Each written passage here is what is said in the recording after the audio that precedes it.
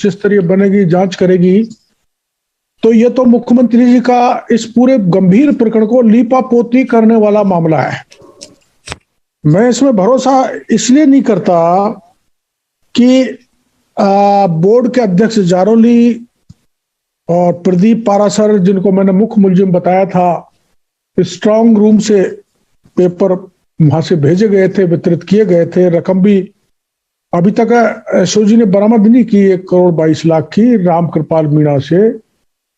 तो मैंने मीडिया को यह जाहिर किया था कि इसमें केवल जारोली, प्रदीप पारासर ही नहीं, इसमें कुछ बड़े ब्यूरोक्रेट्स भी हैं, बड़े मंत्री नेतागण भी हैं, सीएमओ और सीएमआर तक आंच पहुंच रही है। इसलिए किसी एसओजी से हमें न्याय की आशा नहीं है, तो इसकी जांच सीबीआई से कराई जाए। उस बात को टाल के मुख्यमंत्री जी ने उच्च स्तरीय कमेटी बना दी, जिसका परिणाम लीपापोती होगा। उसके कोई रिजल्ट 26 लाख जो राजस्थान के बच्चे, उनके भविष्य के साथ खिलवाड़ करने की कोशिश माननीय मुख्यमंत्री जी कर रहे हैं। एक गांधी जी के खास है, गांधीवादी हैं, गांधी परिवार के बहुत ही नजदीक हैं, बहुत लोगों की उन्होंने छुट्टी करा दी उनके नजदीक पहुंच के। तो कम से कम मुख्यमंत्री जी इतना शर्म तो कर रहे हैं कि राजीव गांधी फाउंडेशन को, अगर कोई ऐसा संगठन है जो राजीव गांधी के नाम को बदनाम कर रहा है, तो मुख्यमंत्री जी को मैं आपके चैनल के जरिए निवेदन करना चाहूंगा आग्रहपूर्वक, राजीव गांधी का नाम बदनाम नहीं हो, ये आपकी कोशिश होनी चाहिए, जिससे जो अपराधी हैं वो पकड़े जाएं और आप अपने गांधी परिवार का नाम की कुछ इज्जत बचा लें कलंकित होने से। ये मेरा निवेदन रहेगा गहलोत साहब से। सेकनी होती तो मैं कड़ाके की ठंड में शहीद स्मारक पर धरने पर बैठा था और एक बत्तीलाल, छोटे दिलखुश 3-4 लोगों को पकड़ के कुंडली मार के एसओजी बैठ गई राजनीतिक दबाव में। और जब मैं एडीजी से मिला था एसओजी में, जहां आप भी मौजूद थे, उनके दफ्तर के बाहर धरना देकर बैठ गया। जब वो आगे बढ़े, भजनलाल पकड़ा गया और भजनलाल से रामकृपाल पकड़ में आ गया। लेकिन अब केवल जारोली को सस्पेंड कर देना, सेक्रेटरी को सस्पेंड कर देना या पारासर के खिलाफ कार्रवाई नहीं करने से काम नहीं चलेगा। इनको दोनों को गिरफ्तार करो, ये मुलजिम है। और उनकी आंच सीएमआर, सीएमओ और बड़े मंत्री ब्यूरोक्रेट्स तक पहुंचेगी। मेरे को तो आज जानकारी मिली है कि जो डॉक्टर प्रदीप पारासर हैं, इनकी धर्मपत्नी को राजस्थान यूनिवर्सिटी में सिंडिकेट का सदस्य भी गहलोत साहब ने बनाया है। तो इनको राजनीतिक संरक्षण प्राप्त है। जैसा जारोली साहब ने कहा है, राजनीतिक संरक्षण प्राप्त की इस घपले में बात माध्यमिक शिक्षा बोर्ड का अध्यक्ष कह रहा हो, तब तो सीधा आरोप मुख्यमंत्री जी पर है, सीएमओ पे है, सीएमआर पे है, बड़े मंत्रियों पर है, ब्यूरोक्रेट्स पे। तो उसकी सच्चाई उजागर होनी चाहिए। उजागर सीबीआई कर सकती है, एसओजी नहीं कर पाएगी। तो शक इसलिए हुआ था कि रिकॉर्ड रिजल्ट घोषणा करने की जल्दबाजी सरकार इसलिए कर रही है कि इस पूरे प्रकरण पर पर्दा डाल दिया जाए, इसको डाइल्यूट कर दिया जाए, इसको डाइवर्ट कर दिया जाए। लेकिन कुछ मीडिया के कारण, और जैसे जवान अभी उपेंद्र यादव बोल रहे थे, ऐसे लोगों के कारण, कुछ हमारी पार्टी के एक्टिव होने के कारण ये स्थिति बनी है कि कुछ लोग जेल में गए हैं।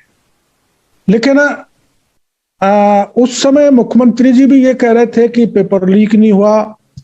उस समय माननीय शिक्षा मंत्री जी ये कह रहे थे जो पेपर लीक की बात करता है उसको गिरफ्तार करके जेल में डाल दो।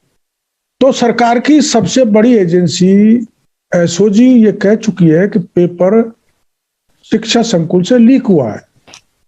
सरकार एक तरह से मान गई। तो सरकार एक तरह से मान गई, जो अभी उपेंद्र ने नई बात बताई है। कुछ लड़के ऐसे परिश्रमी हैं जिन्होंने वास्तव में मेहनत की है, लेकिन इसमें अधिकतर मेरी समझ में 50% लोग ऐसे हैं जिन्होंने पेपर खरीदा है, पेपर देखा है, जिसके आधार पर उनके अंक मिले होंगे। मैं सबको नहीं कहता।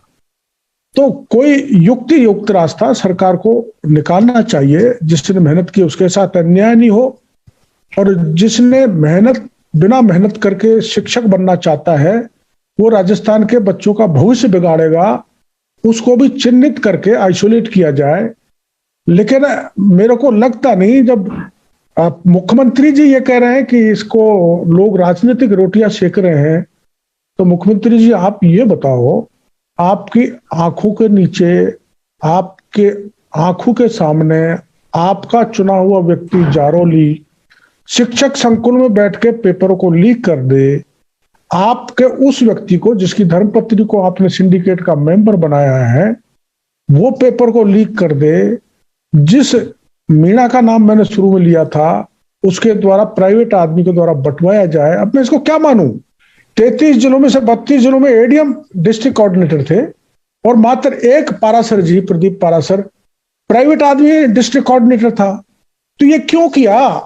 बोर्ड के कई नियमों में भी नहीं है कि आप प्राइवेट आदमी को ये बना दें। मैं आपको एक और बात कहना चाहूंगा, कुल मैं 2-4 दिन में एक और खुलासा करूंगा। ये जो बोर्ड के जारोली अध्यक्ष हैं, ये सुभाष गर्ग के पटु शिष्य हैं, चेले हैं, सारा उन्होंने गाइड किया है।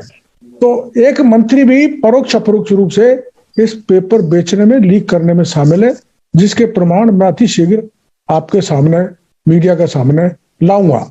पर यह दुर्भाग्यपूर्ण है कि राजस्थान के मुख्यमंत्री अभी तक एसओजी को वहां तक हाथ नहीं डालने दे रहे हैं जो मगरमच्छ, ये जवान ने, उपेंद्र ने बताया, जिनको मैं भी मगरमच्छ मानता हूं, उनको जब तक पकड़ेंगे नहीं तब तक, जो सूत्र मैं आपको मीडिया में कल कहा था कि सीएमओ, सीएमआर, बड़े मंत्री, बड़े ब्यूरोक्रेट तक जाते हैं, जब तक वो शिकंजे उन पर नहीं कसे जाएंगे तब तक काम चलने वाला नहीं है। ये मामला केवल जारोली तक नहीं है, केवल प्रदीप पारासर तक नहीं है, ये ऊपर तक है। मैं फिर आरोप लगा रहा हूं और जिसके प्रमाण कुछ दिन बाद में आपके समक्ष प्रस्तुत करूंगा। इसलिए मुख्यमंत्री जी, भला ये होगा प्रकरण को आप सीबीआई को दे दें। केवल जारोली सस्पेंड कर दिया या सेक्रेटरी सस्पेंड कर दिया, इससे काम चलने वाला नहीं है। बेरोजगार राजस्थान के 26 लाख संतुष्ट होने वाले नहीं है। जनता सड़कों पर है, उबाल है, प्रदर्शन हो रहे हैं, धरना हो रहे हैं, उग्र होते जा रहे हैं बेरोजगार। ऐसी स्थिति नहीं पैदा होनी चाहिए जैसे बिहार में हुई है। आप अपने आप को गांधीवादी कहते हैं तो गांधीवादी तरीके से किसी प्रकार की हिंसक स्थिति नहीं बने राजस्थान में। आप इसको सीबीआई को, इस जांच को थमा देना चाहिए। आपने अलवर में भी तो थमाया है, और अलवर की स्थिति आपने देखी। अलवर में सीबीआई को जांच देने के बाद लोकल पुलिस जांच कर रही है और सारे प्रमाण मिटा रही है। और आज एफएसएल की रिपोर्ट आई है, उसमें लड़की के कपड़ों पे वो सीमन मिला है, स्पर्म मिला है। तो ये तो इस ढंग से बदनामी नहीं हो। गहलोत साहब प्रकरणों को दबाने में माहिर है। इस जो ये 26 लाख बेरोजगार है, उनके भविष्य के साथ भी राजस्थान के मुख्यमंत्री खिलवाड़ करना चाहते हैं। ये खिलवाड़ राजस्थान की जनता, राजस्थान के जवान, बेरोजगार संघ और पॉलिटिकल पार्टीज नहीं होने देगी। और मैं तो पूरी तरह से शुरू से इनके साथ हूं और आगे तक भी कंधे से कंधा मिला के, चाहे गहलोत साहब लाठी चलाएं, जेल में डालें, गिरफ्तार करें, कुछ भी करें, लेकिन ये अन्याय नहीं होने देंगे। राजस्थान में लेकर इतने पेपर उपेंद्र ने गिनाए हैं, इतने पेपर लीक हो गए राजस्थान में। एक तरह से परंपरा बढ़ गई है पेपर लीक करके कमाई करने की, जिसको राजस्थान की जनता बर्दाश्त नहीं करेगी। ये बात सही है कि सुभाष गर्ग पहले माध्यमिक शिक्षा बोर्ड के अध्यक्ष रहे हैं, उनके खिलाफ गंभीर आरोपों की शिकायत दी गई थी, लेकिन उसकी जांच आज तक पूरी नहीं हुई। और आप ये भी जानते हैं, एक दल का मात्र एक विधायक और वो मंत्री बना हुआ है, इसलिए कि गहलोत साहब की बड़ी उन पर कृपा है, अनुकंपा है। और जिस पर राज्य के मुखिया का आशीर्वाद हो, वरदहस्त हो, वो कुछ भी कर सकता है। तो आपने जितने मामले आपने गिनाए, ये स्वयं प्रमाणित हैं कि सुभाष गर्ग ने गड़बड़ियां की हैं। और अब भी रीट में सुभाष गर्ग की अगुवाई में भी गड़बड़ियां की गई है। जो प्रिंटिंग प्रेस है उसको भी सुभाष गर्ग की दखल से ही काम दिया गया है, जिसमें लंबी पूरी लेन देन हुई है। वो भी मैं तथ्य कुछ दिनों बाद मीडिया के सामने रखूंगा, मेरे पास प्रमाण है। हम तो ये देख रहे हैं सरकार सहज ही चलती रहे, इनके खिलाफ कार्रवाई करे। इसलिए मैं चलते हुए मांगूंगा कि गहलोत साहब को, ये सुभाष गर्ग को भी हटाकर एसओजी को कहें कि इनसे भी जांच किया जाए। इनका हाथ है और इनका हाथ पता लगेगा तो आज सीएमओ तक पहुंचेगी, सीएमआर तक पहुंचेगी, इसका मेरे को भरोसा है। और जब वहां तक पहुंचेगी तो जांच आगे नहीं पड़ जाएगी। इसलिए फिर दोबारा दोहराना चाहता हूं की जांच सीबीआई से ही होनी चाहिए। बगल में महुआ के दौसा के पास इस रोड पे जमोरामगढ़ पे ट्रक पलटा था और आप ये देखो प्रश्न पत्र जैसी महत्वपूर्ण चीज जा रही थी, वो पुलिस की सुरक्षा में नहीं जा रही थी। पेपर जा रहे थे, ट्रक उलट गया, किसने उल्टाया, ड्राइवर को मारा, क्या हुआ, उसकी जांच आज तक नहीं हुई। और ड्राइवर की सूचना भी 1.5 घंटे बाद दूसरे लोगों ने दी कि ये ड्राइवर मर गया, ट्रक पलटा हुआ है, उसकी जांच आज तक नहीं हुई। कहना चाह रहा था मैं कि जो आर्टिक की बात कर रहे हैं ना, एक 302 का मुकदमा बालघाट थाना जिला करौली में दर्ज हुआ, जहां रीट के पेपर मामले में 3 लोगों ने 90 लाख रुपए इकट्ठे किए। उसमें तीनों में लड़ाई हो गई, 2 ने मिलकर एक का मर्डर कर दिया। नामजद दर्ज है। मैं एसओजी को भी कह चुका हूं, कल भी मैं एसओजी के एडिशनल डीजी को मिलके आया हूं, प्रमाण दे के आया हूं। उन्होंने मेरे को भरोसा दिया है कि आप जो प्रमाण दे रहे हैं इन पर हम आगे बढ़ेंगे, बेहिचक बढ़ेंगे, किसी प्रकार का दबाव हम पर नहीं है। मैं तो आपके चैनल के जरिए मुख्यमंत्री जी से यही कहना चाहूंगा कि एसओजी चल रही है, उस पर राजनीतिक दबाव नहीं डालें। जहां तक है उनको स्वतंत्र रूप से काम करने दें, लेकिन भरोसा नहीं है मेरे को। गहलोत साहब जब अलवर कांड के उसको प्राइवेट पार्ट पे इंजरी बता सकते हैं, तो इसको भी दबा सकते हैं। इसलिए सीबीआई की जांच हो, ये हमारा पक्का मंशा है, प्रबल इच्छा है, उसको मुख्यमंत्री जी पूरा करें। चेहरे के पीछे कई चेहरे हैं, 10 जनपद को दिखाने के अलग चेहरे हैं। राजस्थान की जनता को दिखाने के लिए गांधी का चेहरा लगा लेते हैं और अलवर की गैंगरेप को घटना को बचाने के लिए प्राइवेट पार्ट पे एक्सीडेंट दिखवा देते हैं। और इसमें पेपर लीक प्रकरण में कहते हैं कि पेपर लीक हुआ ही नहीं, और उनका शिक्षा मंत्री जो खास है वो ये कहा था कि जो कहे पेपर लीक हुआ उसको गिरफ्तार करना चाहिए। तो मेरे को तो लगता नहीं। गहलोत साहब के चेहरे अनेक हैं और अनेक चेहरों वाला अब रावण राजस्थान की जनता बर्दाश्त नहीं करेगी।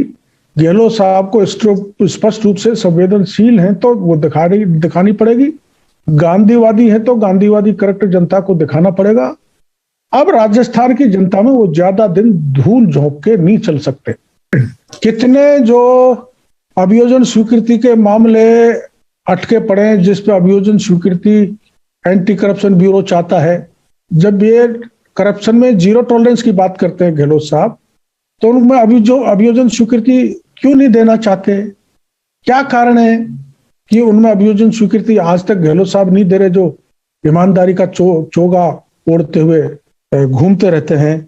और एक और मैं पूछना चाहूंगा, खुद गहलोत साहब के आदेश से उन 3 एमएलए के खिलाफ मुकदमा दर्ज हुआ था जिन्होंने सरकार गिराने के लिए पैसे बांटे थे। उस जांच को भी गहलोत साहब ने इसलिए दबा दिया कि वो उनके पक्ष में खड़े हो गए। इसलिए जो उनके पक्ष में खड़े हो गए, चाहे उन्होंने पैसे बांटे हो सरकार गिराने के लिए, चाहे इलीगल माइंस चला रहे हो, जो दारू का धंधा कर रहे हो, चाहे गुंडों से मिले हुए हो, चाहे माफियाओं से मिले हुए हो, वो सब एमएलए अब गंगा में पवित्र हो गए गहलोत साहब की में। तो मैं गहलोत साहब से ये कहना चाहूंगा, अगर 0 टॉलरेंस रखते हैं, जिन एमएलए के खिलाफ आपके निर्देश पर एसीबी में मुकदमा दर्ज हुआ था, जरा एसीबी को कौन आगे बढ़े, उन एमएलए को जिसने राजस्थान को जिन्होंने भ्रष्ट करने की कोशिश की, उनके खिलाफ कार्रवाई क्यों नहीं करते हो? इसलिए नहीं करते कि चाहे राजस्थान लुट जाए लेकिन गहलोत साहब की कुर्सी सुरक्षित रहनी चाहिए। एकमात्र फार्मूला उन्होंने अपना रखा है। क्यों नहीं थी? हाँ, ये बड़ी बात है। चालक को किसी ने मार तो नहीं दिया, मर्डर तो नहीं कर दिया, चालक के परिवार ने ये आरोप भी लगाए। हाँ, क्यों नहीं पता लिया कि वो मारा है कि एक्सीडेंट से मरा है, और कोई भी साथी नहीं था उनके साथ? ये कैसा तमाशा चल रहा है राजस्थान में? अकेला ड्राइवर ले जा रहा है, पलट रहा है, 1.5 घंटे बाद पुलिस को सूचना मिल रही है, दौसा की पुलिस पहुंच रही है, जमोरामगढ़ की पुलिस पहुंच रही है, तो उसमें आगे पुलिस। फिर मैं बालघाट का 302 का मामला बता रहा हूं, 90 लाख इकट्ठे हुए रीट के मामले में। केवल एफआईआर दर्ज करके मैंने लोकल पुलिस को भी कहा था, भाई ये एसओजी की जानकारी भी दो, तो उन पर हाथ क्यों नहीं डाल रही है? उस उसका खंडार का एक जाट पकड़ा है जिसकी धर्मपत्नी ने जोधपुर में परीक्षा दी और उसने 5,000 लोगों को पेपर और दे दिया। वो महिला गिरफ्तार नहीं हुई, उसका पति नौकरी में नहीं, उसको गिरफ्तार करके वो बेल आउट भी हो गया। तो जैसे योगी जी ने उत्तर प्रदेश में किया है, गैंगस्टर एक्ट लगाया है, प्रॉपर्टी को जब्त कर डाला, उनको बर्बाद कर डाला, जो बच्चों के भविष्य को बर्बाद कर रहे हैं, मुख्यमंत्री जी, मेरी प्रार्थना है, जिन्होंने भी बच्चों का भविष्य बर्बाद किया है और आपकी छवि को बिगाड़ा है, उनको तो वैसे ही कर दो जैसे योगी आदित्यनाथ ने यूपी में किया। उनका इलाज तो यही होगा। और एक सख्त कानून, सख्त से सख्त, जो देश में कहीं ऐसा कानून नहीं हो, ऐसा कानून राजस्थान की विधानसभा में पारित किया जाए, इसलिए कि राजस्थान में पेपर लीक करना एक परंपरा बन गई है। वो जब ही रुकेगी जब सख्ततम कानून राजस्थान में आएगा। यूनिवर्सिटी में सिंडिकेट की सदस्य बनाई है गहलोत साहब ने, और वो इसका मित्र था, चेला था एलबीएस कॉलेज में, और ये मित्र है ही जारोली जी, और जारोली और प्रदीप पारासरे जो हमारे सुभाष गर्ग हैं, उनके चेले हैं, उनके दोस्त हैं, उनके मिलने वाले हैं। तो राजनीतिक संरक्षण प्राप्त है सीधा मुख्यमंत्री जी के खास व्यक्ति मंत्री सुभाष गर्ग का। तो इसमें कोई बात ऐसी है ही नहीं जो समझ में नहीं आ रही हो। तो राजनीतिक संरक्षण तो प्राप्त है ही इनको, इसलिए ये बच रहे हैं। इसलिए 4 महीने से अभी तक कोई जांच नहीं हुई, ना कार्रवाई हुई। कार्रवाई तो जब मानेंगे जब जारोली गिरफ्तार हो जाएगा, प्रदीप पारासर गिरफ्तार हो जाएगा, और जो मैंने कल उनको, अभी मैं खुलासा नहीं करना चाहता, एसओजी के एडिशनल डीजी को जो प्रमाण देके आया हूं, वो गिरफ्तार हो जाएंगे जब मैं मानूंगा कि कुछ एसओजी आगे बढ़ने लगी है और उस पर कोई राजनीतिक दबाव नहीं है। मामला है और करीबन 20-25 करोड़ का मामला पेपर प्रिंटिंग में लेन देन का है, जिसके प्रमाण मैं आपको दे दूंगा। तो ये बड़ा घोटाला है पेपर लीक करने में।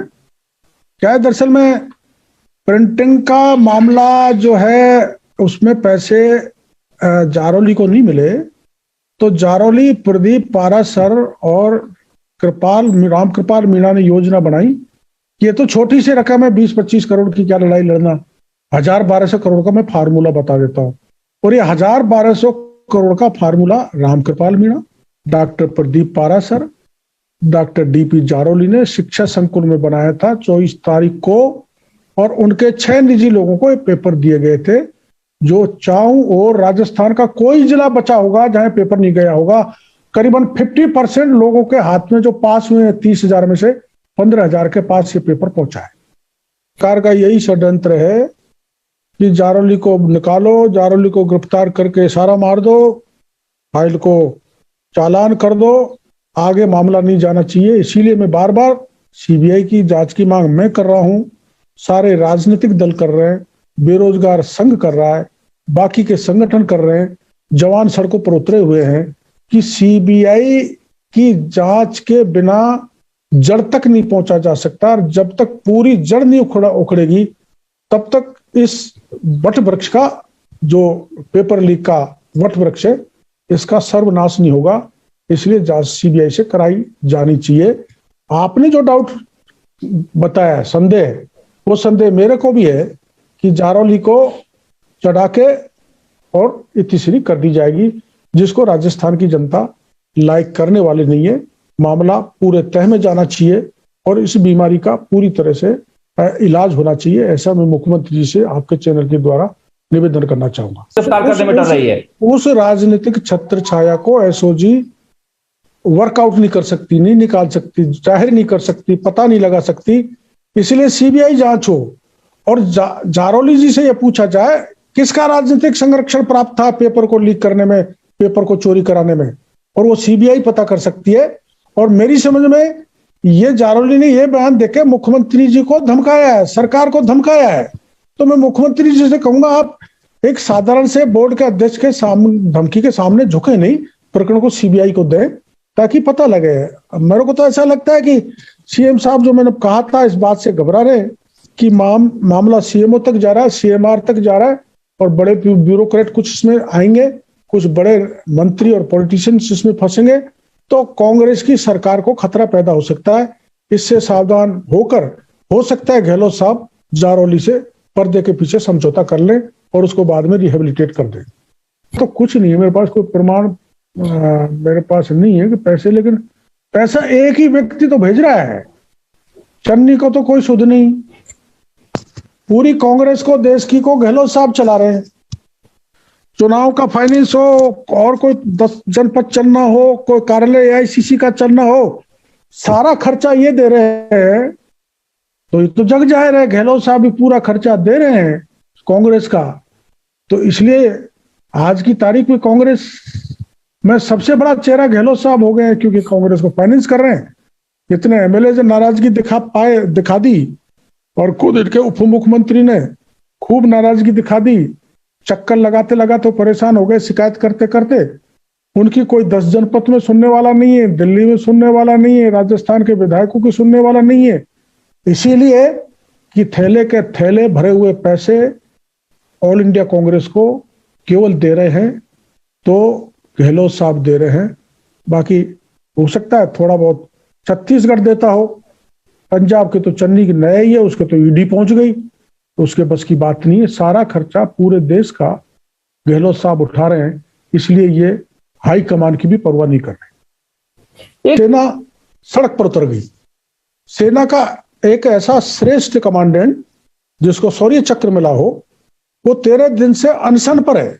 मैं आज सुबह उनसे अस्पताल में मिल के आया हूं बेड पे। जिस ढंग से उनको एक भीड़ में डाल रखा है, बहुत जबरदस्त कीटाणु बॉडी यूरिन में आ रही है, उनकी केयर कोई की नहीं जा रही। मैंने कहा भाई इनको अलग से लगाओ, 13 दिन से भूखा है, इनको स्पेशल अटेंशन दो, लेकिन वो कोई डॉक्टर भी उपलब्ध नहीं था। ये एक मिसाल है, ये एक उदाहरण है। मैं उनको नमन करके आया हूं विकास जाखड़ को, कि एक फौजी कमांडेंट बेरोजगार जवानों की लड़ाई लड़ रहा है, बड़े हिम्मत के साथ, बड़े डेडिकेशन के साथ, बड़े निष्ठा के साथ। मैं उनको बारंबार नमन करना चाहता हूं। और मुख्यमंत्री जी, आपको फौजियों का अपमान नहीं करना चाहिए। आप जैसे शरद जी बता रहे हैं, देश का फौजी सीमा से इन बेरोजगारों के भविष्य के बारे में चिंतित हैं, और एक फौजी 13 दिन से अनशन पर है, जिसका जो जीवन और मौत के बीच खेल रहा है। जरा उस पर आप सेंसिटिव हो, संवेदनशील रुख अपनाते हुए उनकी आवाज को भी सुने, विकास जाखड़ की को भी, जिससे राजस्थान के बेरोजगारों का भविष्य संवर सके। केवल नौकरी का मामला नहीं है, नौकरी तो लग जाएगी, लेकिन निकम्मे लोग मास्टर बन गए तो हमारा पूरा राजस्थान का जवानों का भविष्य, जनरेशन का भविष्य बिगड़ जाएगा। इसलिए मुख्यमंत्री जी को प्रायोरिटी देते हुए विकास जाखड़ की बात सुननी चाहिए, उपेंद्र यादव की सुननी चाहिए, राजनीतिक दल के जो लोग उठा रहे हैं उनकी सुननी चाहिए। मैंने तो सबसे पहले उठाई थी, मेरी तो जब दोबारा सुनिए जब मैं एसओजी के दफ्तर के आगे बैठ गया। इसलिए हम सब कुछ करने के लिए तैयार है, लेकिन ये जो गड़बड़ घोटाला हुआ है इसको बर्दाश्त करने वाले नहीं। को पूरी जानकारी नहीं थी, उन्होंने इसलिए रीटोत्सव कह दिया कि 26 लाख में से 16 लाख बच्चे परीक्षा में बैठ गए, और वो पूरी राजस्थान की जनता का सहयोग था। कोई टेंट दे रहा था, कोई पानी पिला रहा था, कोई खाना खिला रहा था, कोई नाश्ता दे रहा था। राजस्थान की सरकार की कोई, वो तो जन सहयोग था। और इसलिए रीटोत्सव उन्होंने गलतफहमी में कह दिया होगा। उनको पता नहीं था कि इस रीटोत्सव में कितना भ्रष्टाचारोत्सव हुआ है, और अब शायद उनको अनुभव हुआ है। आप देख लेना, उन्होंने ट्वीट किया है अभी, जो मेरे को जानकारी दी है कि वसुंधरा जी ने अभी ट्वीट किया है कि इसकी सीबीआई से जांच की मांग उन्होंने भी की है।